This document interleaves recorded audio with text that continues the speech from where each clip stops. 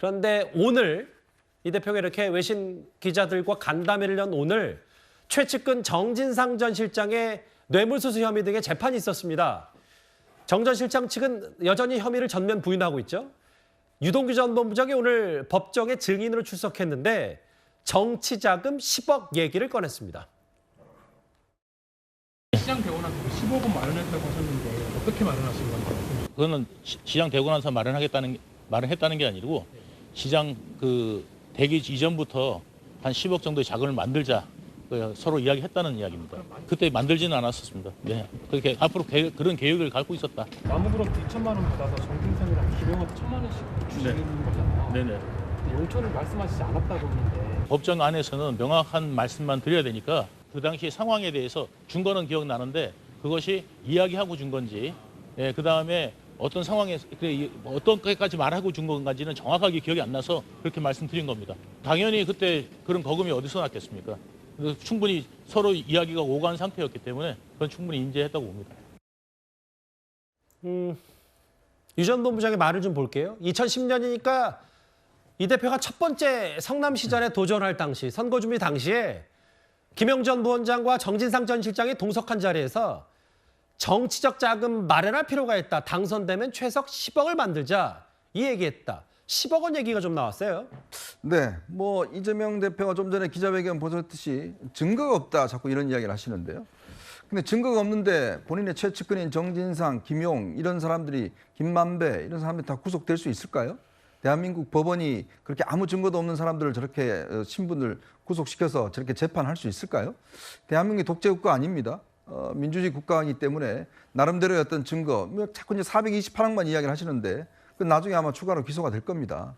그것만 증거가 기소가 안 된 것만 가지고 증거가 없다라고 하는 자의적 판단은 제가 볼 때 옳지 않다는 생각이 들고 오늘 정진상 씨가 이야기했던 유동규 씨가 이야기했던 부분은 결국 이재명 대표가 성남시장을 출발하면서부터 가졌던 전체적인 어떤 계획, 그 뭐냐면 이제 성남시장 단순히 이제 거기서만 끝나는 게 아니라 앞으로의 어떤 정책 행동을 하기 위해서는 결국 자금이 필요하고 이 자금은 누구를 위해서 하느냐? 결국 지역위원장들을 포섭하기 위한 용도로 이제 하자. 뭐 이런 이제 논의가 왔다 갔다 했다는 거 아니겠습니까? 그럼 뭐냐면 아무래도 이제 이재명 대표가 어떤 정치적 기반이 없는 상황에서 성남시장을 몇 차례 실패했다가 이제 도전해서 2010년도에 처음으로 성남시장이 되잖아요. 예. 그러면 앞으로 정치적인 행동을 하기 위해서는 여러 가지 자금이 필요하고 그 자금은 이제 유동규 씨가 건설이나 이쪽을 맡으면서 스폰서를 마련하고 하겠다. 뭐 이런 이야기들이 이제 서로 오고 갔다는 것이거든요. 그러니까 전반적으로 이 이야기는 어떤 자금을 받기 위한 어떤 전반적인 계획 자체가 예. 논의가 됐다라는 출발점을 아마 이야기하고 있는 게 아닌가 싶습니다. 근데 그 출발점이 유 전 본부장의 증언, 법정 증언, 주장은 2010년이었고 그러니까 유 전 본부장 얘기는 내가 민간 업체들 통해서 좀 돈을 마련하고 그거를 내가 받아서 이재명 대표 최측근인 정진상 전 실장과 김용 전 부원장에게 배포하는 방식이다. 성남시에 있는 국회의원 안 된 좀 지역위원장들 포섭하는 데 쓰겠다. 근데 뭐 이거를 일컬어서 만약에 유 전 본부장의 주장대로라면 이런 걸 정치 자금이라고 하긴 하잖아요. 그렇죠. 그러니까 저 부분이 이제 유동규 전 본부장 현재로서는 주장이라고 봐야 되겠죠. 분명하게 같이 있던 정진상, 김용 이 사람들이 그때 맞다 그런 얘기를 했다. 뭐 이렇게 동의하지 않는 한 유 전 본부장의 주장이라고 봐야 될 텐데. 예.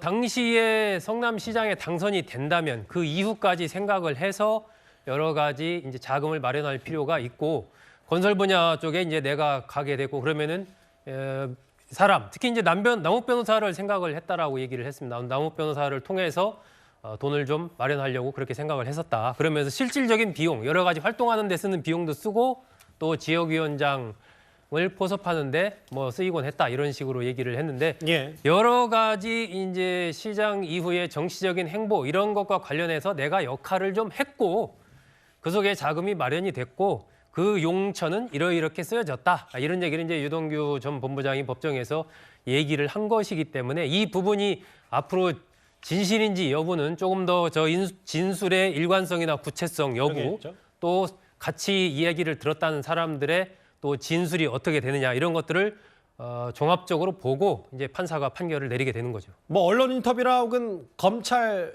조사 과정에서 나온 얘기가 아니라 정 전 실장의 뇌물수수 혐의 등의 재판에서 나왔던 증언, 진술이기 때문에 오늘 이런 것도 검찰이 유 전 본부장에 물었더라고요.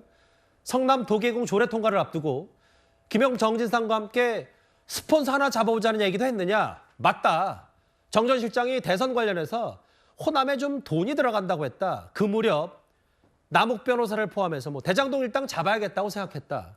돈줄이 대장동 일당이다. 그리고 뭐 그게 성남시장뿐만 아니라 뭐 대선까지도 염두에 둔 거 아니냐. 뭐 이런 취지의 유 전 본부장의 주장은 어떻게 좀 받아들이셨어요? 그러니까 뭐 첫 번째 유 전 본부장 자체가 진술의 신빙성 부분들은 재판을 통해서 밝혀져야 된다고 봅니다. 예. 왜냐하면 유 전 본부장은 일관되게 정진상 실장과 이재명 대표 연결하기 위한 여러 가지 얘기를 하고요. 상식적으로 보면 남욱을 잡아야겠다 생각한다는 건 그건 좀 말이 좀 안 맞는 것 같은 생각이 들어요. 원래 대장동의 돈줄은 김만배죠. 예. 김만배가 총 책임을 지고 본인이 돈을 이렇게 뿌려주는 역할을 했거든요. 남욱은 2005년도부터 대장동과 관련해서 예전에 그러니까 민간업자들과 관련돼서 어떤 여러 가지 뭐 저축은행 사건들 이런 부분들로 검찰에 말하자면 기소가 되고 조사를 받고 검찰에 주목되는 인물이었습니다. 그렇기 때문에 정치 자금을 예를 들어 상식적으로 이 사람을 잡아서 정치 자금을 뭔가 마련하겠다 하면 그렇게 검찰이 주목하는 인물을 정치 자금을 댈 수 있는 돈줄로 잡을 수가 없어요. 제 생각에는 예. 유동규 씨가 여러 가지 본인들의 말을 맞추기 위해서 지금 검찰과 어떤 질문과 답을 하는 것 같은데 저는 유동규 씨의 진술 자체에 있어서 가장 조금 저는 조금 상식에 벗어나는 것들은 정진상 실장이 이재명 대표와 동일시 됐다고 주장하고 다 했던 부분들은요. 이 부분은 말도 안 됩니다. 어떻게 측근으로 둘 때요. 다 귀에 들어갑니다. 자기 말하자면 대장이 있고 그 밑에 측근이 있는데 측근이 대장 행세하면요. 대장은요 측근을 그 옆에 두지 않습니다. 아예 말하자면 나와 동일시하고 나를 팔아먹고 다녀 그러면 두지 않겠죠. 예. 그거는 분명히 정진상 실장이 그렇게 하지 않았음에도 불구하고 유동규 씨가 이재명 대표 연결시키기 위한 주장들이기 때문에 저는 진술의 신빙성이 상당히 떨어진다. 좀 그렇게 보고 있습니다. 그 부분 잠깐 후반부에 말씀하셨던 정진상 전 실장과 이재명 당시 시장 한 몸이다. 이거 관련해서 유 전 본부장의 진술 하나 더 있습니다. 대장동이라든지 백현동 개발 관련해서 정진상 씨가 계속해서 지사님 밑에 정책실장으로 사인을 했습니다. 이분은 측근이라고 말씀하신 적 있으시죠? 그럼요. 여기서 이분은 예. 그러면 이 사건에 대해서 보고는 받으셨죠? 전화로 유동규, 정진상, 백으로부터 통화하신 적 있습니까? 이 사건? 짜내십시오. 유동규는 통화 자체가 없었기 때문에 그 작년에 관광 정진상은요? 정진상은 여기서 바로 서로 상의하고 있죠. 아까 서영주 대변인은 최측근이고 그래도 정 전 실장이 바로 직속 부하기 때문에 이재명 대표에 어떻게 상관과 부하를 동일시하는 것 자체는 이런 구조상 말이 안 된다라고 말씀하셨는데 유 전 본부장이 이런 얘기를 했거든요. 만남을 거듭할수록 이재명 대표와 보통 사이가 아니라는 걸 충분히 느낄 수 있었다. 정 전 실장이 이재명 대표 최후의 보루다. 어떻게 해석하셨어요? 그 이재명 성남시장 당시에 그 주변에 있는 언론 매체들이나 아니면 관찰자, 목격자 뭐 이런 사람들의 얘기를 종합하면요. 예. 성남시에서 이재명 성남시장이 넘버1이고 그다음에 넘버2가 정진상이고 그다음에 넘버3 그 당시에 김용 씨는 뭐 시의원이었으니까 넘버3가 유동규다. 뭐 이런 게 당시 언론 매체들에 많이 나옵니다. 그러면 그거는 많은 사람들의 목격담일 가능성이 전 대단히 높다고 보고요. 자, 정진상 씨가 이재명 당시 성남시장과 본인을 동일시했다 이런 얘기는 우리가 상식적으로 보면 그 이재명 시장이 있는 앞에서 동일시하지는 않죠. 그렇게 되면 벌써 정진상 그 전 실장은 아마 이재명 대표한테서 그 결별을 했을 가능성이 대단히 높거든요. 근데 그게 아니고 이거는 지금 유동규 전 본부장이 정진상 전 실장과 이런저런 얘기를 하는 과정에 예. 정진상 실장이 유동규 씨 앞에서 이재명 성남시장과 자기가 거의 한 몸이었다는 걸 과시하듯이 얘기했다는 게 지금 유동규 전 본부장의 증언이거든요. 예. 저는 대단히 개연성이 높다고 봅니다. 우리가 흔히 왜 복심 뭐 이런 얘기를 많이 하고 예. 신복 그다음에 뭐 분신 이런 얘기를 많이 하지 않습니까? 그런 사람들은요 자기의 그 분신이라고 하는 자기에 대한 관리자 그 사람들과 동일시하는 것들을 굉장히 많이 얘기를 합니다. 그런데 그 예를 들어서 이 경우에 이재명 성남시장이 있는 자리에서는 그렇게 안 하죠. 예. 그래서 저는 우리가 일반적으로 사회생활하면서 겪는 여러 가지 경험들이 있잖아요. 그 경험치에 비추어 보면 유동규 전 본부장의 지금 증언은 상당히 현실성이 높다. 저는 그렇게 보고 있습니다. 그런 얘기를 유 전 본부장이 더 뒷받침하기 위해서 몇 가지 사례를 오늘 법정에서 든 것 같거든요. 2년 전에 대장동 의혹이 최초로 좀 불거지니까 본인 이름도 거론이 되고 와 감히 내 이름을 거론하네. 나를 거론하는 건 이재명 대표를 거론하는 것과 같다. 이 말을 유 전 본부장이 했다는 거예요. 또 하나. 정 전 실장이 그랬다는 겁니다. 유 전 본부장의 주장으로는. 이재명 대표와는 언제든 시장 실문을 박차고 들어갈 정도의 사이는 돼야 한다. 빨리 너도 그렇게 가까워지도록 노력해라라고 말한 적이 있다. 근데 이제 유 전 본부장이 법정에서 이런 진술을 하는 이유도, 증언을 하는 이유도 결국은 정 전 실장이 아는 걸 이재명 대표가 모를 리가 없다. 그럼 최근에 정 전 실장이 받고 있는 여러 크게 4가지 혐의들도 이재명 대표와 딱 관련 있다. 이걸 주장하기 위해서겠죠? 그렇죠. 그러니까 보통 이제 보수와 측근과의 관계를 이야기하면 정진상 전 실장은 좀 특이하다고 그래요. 제가 취재한 바에 따르면 아마 정진상 전 실장의 얼굴을 아는 민주당 의원들은 몇 명 없을 겁니다. 민주당 당지자도 그렇고 또 경기도에 있을 때도 그렇고 예를 들어서 그런 거죠. 그러니까 이재명 대표가 당시 지사가 회의를 하지 않을 때는 정진상 실장이 주재를 하는데 이분이 보면요. 성남시장 때부터 경기도지사 때까지 모든 문서에 모든 공문서에 정책실장이라는 이름으로 사인을 합니다. 그러니까 지금 사실은 이 성남시장에 있을 때 6급이었고요. 그다음에 이제 이 경기도로 넘어와서도 마찬가지로 이제 정책실장이라는 자리를 하는데 항상 거기 사인을 하게 돼 있습니다. 즉 정진상 실장의 사인이 없으면 이재명 대표의 사인이 없는 거예요. 그러니까 이재명 대표는 밖으로 바쁘기 때문에 내부 일은 다 정진상 실장이 챙긴다는 거죠. 그거는 뭐냐면 결국은 분신이다. 즉 정진상 실장이 결정한 것 이런 것은 사실상 이재명 대표가 결정한 것 똑같이 취급받는다는 것은 그만큼 이 보통의 어떤 보수와 측근 관계를 뛰어넘는 굉장히 가까운 관계고 특히 정진상 씨는요 특징적인 게 뭐냐면 이재명 대표가 당대표 시절에도 다른 사람하고 교류를 잘 안 합니다. 거의 혼자 이렇게 뭐 암행을 한다고 할까요? 거의 혼자 이렇게 다니고 필요한 사람한테만 연락을 해요. 그는 굉장히 본인의 어떤 이 신분을 많이 숨기는 그런 스타일이거든요. 그래서 이재명 제가 알기로는 굉장히 그 이재명 대표의 측근도 정진상 씨를 선거 때 처음으로 얼굴을 봤다는 거 아니겠습니까? 그러니까 그만큼 정진상 실장은 숨겨져 있는 그러면서도 이재명 대표와의 어떤 밀접한 관계를 가지고 모든 서류에 배서할 정도로 굉장히 측근이었다. 바로 그 이야기를 이제 유동규 씨가 하고 있는 것이고 그래서 정진상이 결정하면 결국 이재명 대표의 결정 사항으로 받아들여졌다. 그래서 너도 측근이 되려 그러면 정진상처럼 빨리 가서 뭔가 이게 가까워져야 된다. 이런 이야기를 유동규 씨가 하고 있는 것 같습니다. 그러니까 정 전 실장의 재판 내용들이 그래서 좀 더 무게감이 있고 성남시의 여러 결재 과정에 관여했기 때문에 그래서 더 심각하다. 이게 유 전 본부장의 주장인 것 같고요. 감히 내 이름을 거론하네. 이게 유 전 본부장이 들었다는 얘기인데 알겠습니다. 그런데 이 재판 말고 장외 여론전도 좀 더 치열해지는 것 같아서요. 얼마 전에 정진상 전 실장 측의 변호인이 기자들 앞에서 여러 설명을 덧붙였다면 오늘은 유 전 본부장 측도 가만히 있지 않았습니다. 유동규 씨는 구속되더라도 그들을 지키기 위해 입을 닫고 기다리겠다고 맹세하였습니다. 유동규 씨가 1년 후 구속기간의 만기로 출소하자 오히려 그들은 유동규 씨를 범죄자로 칭하면서 범죄자인 유동규 씨가 왜 풀려났는지를 반문하였습니다. 정진상과 김용호 자신들의 범행을 숨기기 위해 새빨간 거짓말을 하고 있습니다. 그들의 논리에 따르면 그들도 풀려나면 안 되는 게 아닙니까? 기울어진 운동장의 유리한 면에 바로 김용과 정진상이 있다고 봅니다. 유동규 씨에게는 거대 야당이라는 무게추가 없습니다.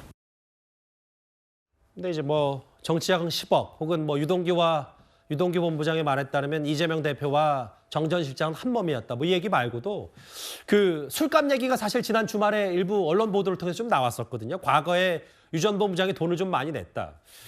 근데 지금 새로운 내용 중에 자막으로 한번 볼까요? 그 유 전 본부장의 오늘 얘기는 명절 때마다 정진상 전 실장에게 1,000만 원씩 건넸다. 이 부분도 좀 주장을 했는데 이게 결국은 뒷돈, 이것도 남욱 변호사가 줬다. 3차례 돈 건넸다. 이 부분도 또 진술을 좀 했습니다.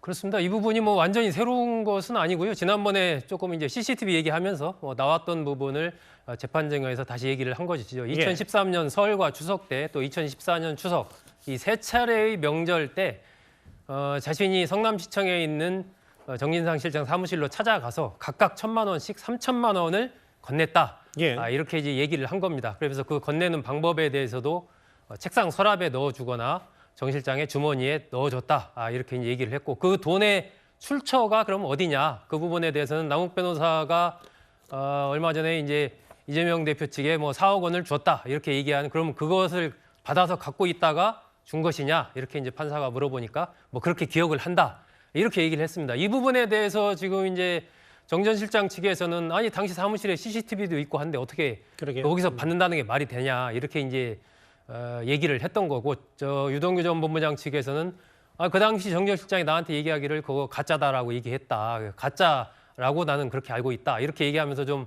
화제가 쟁점이 좀 되고 했었는데, 어쨌든 오늘 법정에서 예. 유 전 본부장이 다시 한번 그 세 차례에 걸쳐서 각각 1,000만 원씩 3,000만 원을 정 전 실장에게 줬다. 이렇게 또 오늘 증언을 한 겁니다. 그러니까 크게 오늘 유 전 본부장의 내용을 정리하면 2010년 성남시장 초기에 준비했을 때는 대장동 일당으로부터 스폰서 받아서 한 10억 정도 모으자는 게 그렇게 의견을 이재명 대표 최측근과 나눴고, 지금 보시는 것처럼 명절 때마다도 총 3차례 1,000만 원씩 줬다. 정치 자금도 줬고 뒷돈도 줬다. 그게 다 대장동 일당으로부터 나온 거다. 그러니까 이게 뭐 정치자금법 위반이나 뭐 여러 가지 것들이 되지 않겠냐. 뭐 이 얘기를 계속하는 것 같거든요. 그러니까 유동규 씨가 계속 진술을 하고 있는 거죠. 제가 말씀했던 진술의 신빙성은 재판부가 판단할 거예요. 근데 저는 참 우스운 게요. 유동규 씨가 정진상 실장을 통해서 이재명 대표 연결하려는 이런 진술들이요. 눈물이 없습니다. 누가 보더라도 아까 계속 설명을 하지만, 그러니까 보스와 측근과의 관계는요. 예. 아무리 그래도 보스 앞에서 측근이 나는 같은 한 몸이야 누가 그럽니까? 그리고 정치권이나 조직이나 여기 기업도 마찬가지입니다. 예. 발 없는 말이 천리를 갑니다. 아무리 그게 유동규 씨라 하더라도 거기서 저런 식으로 무리하게 얘기하고 나는 한 몸이야. 내 이름을 거론하다니 뭐 이러면 이재명 대표를 거론한 건 똑같아. 뭐 문을 박차고 갈 정도는 돼야지.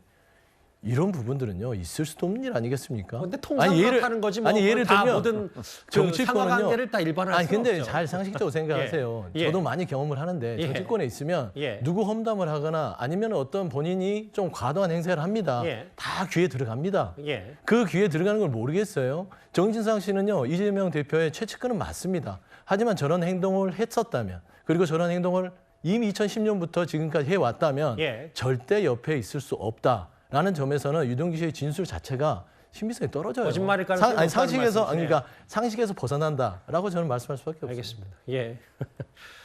일단 유 전 본부장이 오늘 여러 진술 쏟아냈고 증언, 정치자금 시범 얘기까지도 좀 꺼냈는데, 오늘 이재명 대표가 외신 기자회견을 연 날 최측근의 재판 여러 공방도 있었습니다.